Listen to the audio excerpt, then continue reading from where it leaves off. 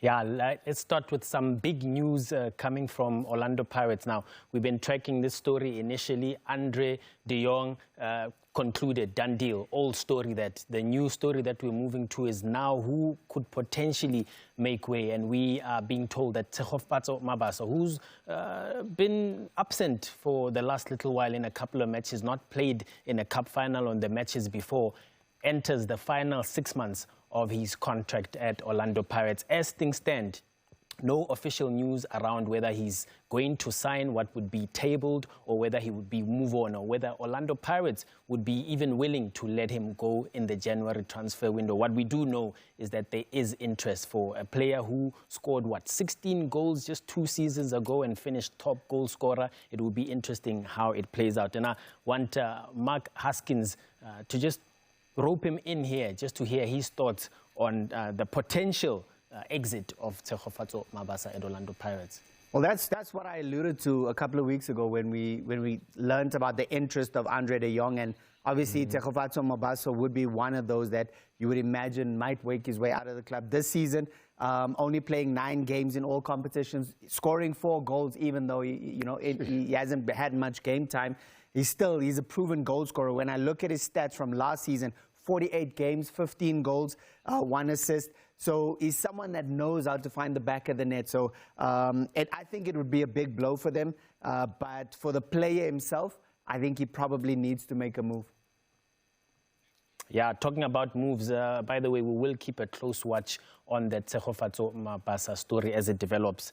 The other news at Mamelodi Sundowns, another one that we've stayed closely and watched it closely over the last couple of months. In fact, Thapelo Maseko was meant to move to Cyprus, but Mamelodi Sundowns telling his camp that no, he's in the plans of coach Miguel Cardoso, but if you look at the stats at the moment, he's hardly kicked the ball.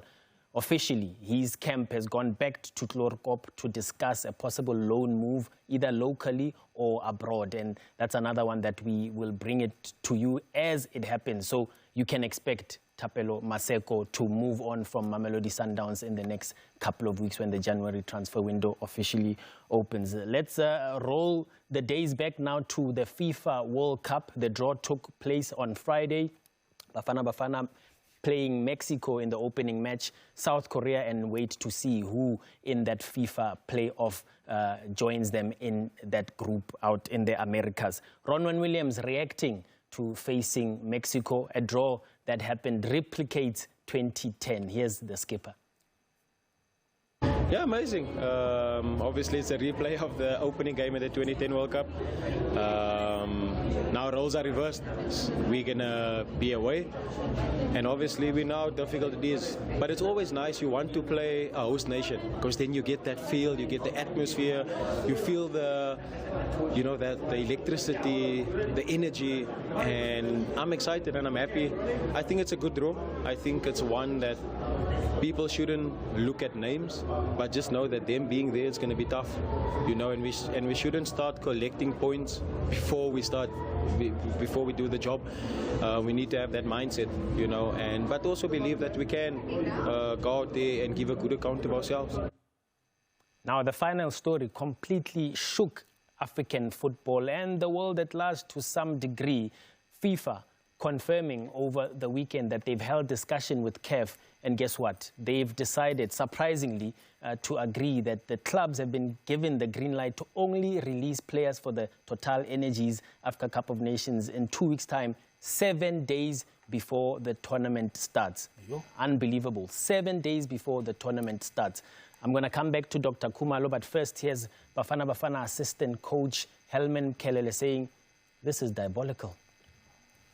I would say it's totally unfair and also unacceptable, because when you look at it, you're starting to make, like assumptions, saying that, FIFA, it really doesn't take African football too serious as they do with the Europeans, So you're starting to feel that you are more or less important than the other nations or the other leagues, But I believe that CAF will also need to make their point to FIFA, you know, because really it can't go on like this. Doc, some even saying this is disrespect to African football. This 7 days before the tournament kicks off. Mazola, to be precise, I think CAF, they should learn that they need to protect African football. We understand that the bulk of players come from Africa, but also we have our own tournament that they need to respect. And CAF also needs to be very wary in terms of when and how do they stage this tournament, because it contradicts the contracts of the players that are playing in Europe. Now, when you look at it, you might think FIFA is the one that is at fault, but it's CAF. If they went to approach CAF then should have stood ground in terms of saying, no, we are starting this tournament on the 21st or whatever date, but players need to be released 3 weeks before or 2 weeks before, because what is the coach going to do in 7 days?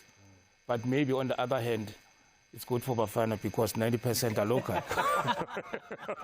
That is true. 90% of Bafana players are local and they are in camp as we speak. But we'll keep a close watch on these stories and more. Keep it locked on sabcsport.com for more. I'll now hand it over to Andile just to dissect it further.